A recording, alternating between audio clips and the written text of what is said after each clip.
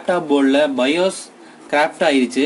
Correct ஆனதுனால அது IC எடுத்து எப்படி ப்ரோக்ராம் பண்ண போகிறோங்கிறத பார்க்க போகிறோம். ஏற்கனவே இதில் இருந்த ஐசியை நான் எடுத்துட்டேன். இதுதான் பயோஸ் ப்ரோக்ராமர் மிஷின். இந்த மிஷினில் நான் சால்டர் பண்ணியிருக்கேன். இப்போ நெக்ஸ்ட்டு இதை கம்ப்யூட்டரில் கனெக்ட் பண்ணி எப்படி ஃப்ளாஷ் பண்ண போகிறதுங்கிறத நம்ம இப்போ பார்க்க போகிறோம். இப்போ பயோஸ் ஐசியை ரீட் பண்ணிகிட்டு இருக்கு.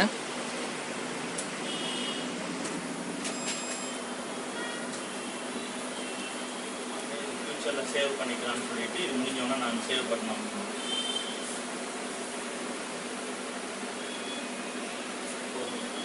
நல்லா இருக்கான்னு இல்லையான்றதை இப்போ நம்ம இங்கே கூட பார்க்கலாம். அப்படின்னு இது பேர் ஆஸ்கி கமாண்ட்.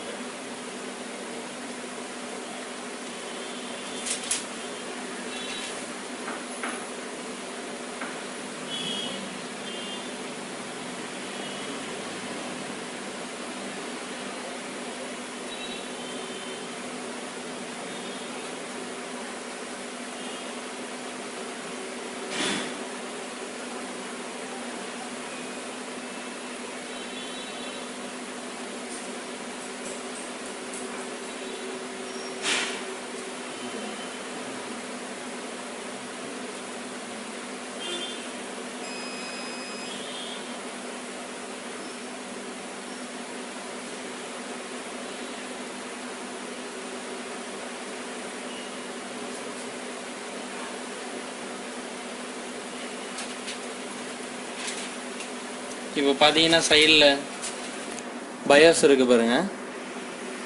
இதெல்லாம் பயோஸ் ஆஸ்கோடு,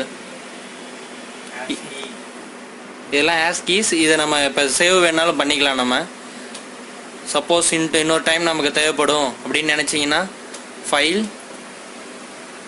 அதில் சேவ் கொடுத்து நீங்கள் எந்த லொக்கேஷன் வேணுமோ அங்கே சேவ் பண்ணிக்கலாம். இதை கம்பல்சரி நீங்கள் பின் ஃபைலாக தான் பண்ணணும். அப்போ தான் நெக்ஸ்ட் டைம் நீங்கள் யூஸ் பண்ணும்போது ஈஸியாக இருக்கும்.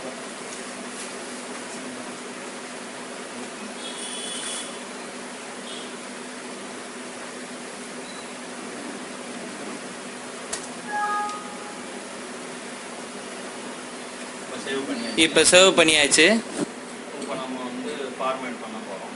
இப்போ இந்த இருக்கிற ஓஎஸ் இது ஐஎஸ்ஓவை நம்ம எரேஸ் பண்ண போகிறோம். நம்ம இருக்கிறதுல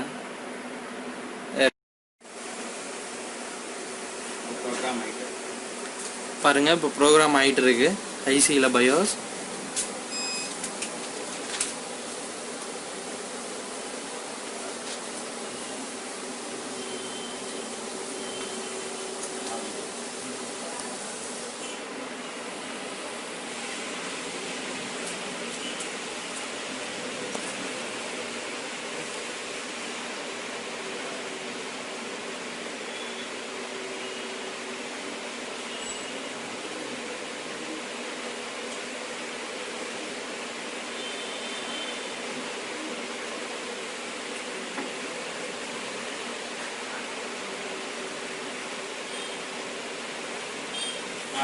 ஏதாவது 24 பின் கனெக்ட் வருதா சோர்ஸில் இருந்து? இந்த நாட் பக்கத்தில் இருக்கிற எஸ்எம்டி கெப்பாசிட்டி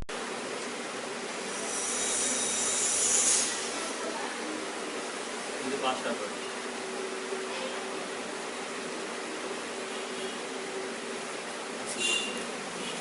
இப்போ ப்ரோக்ராம் பண்ணதை மறுபடியும் கோடை ரீட் பண்ணி பார்க்குது, வெரிஃபிகேஷன் பண்ணுது.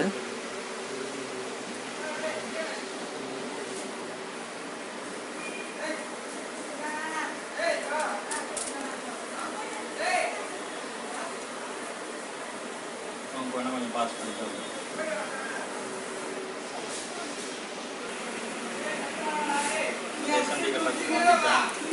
Program successful.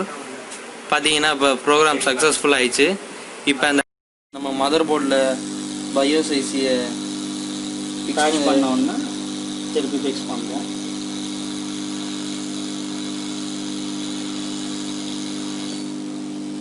இப்போ பயோஸ் ஐசியை திருப்பி வச்சாச்சு.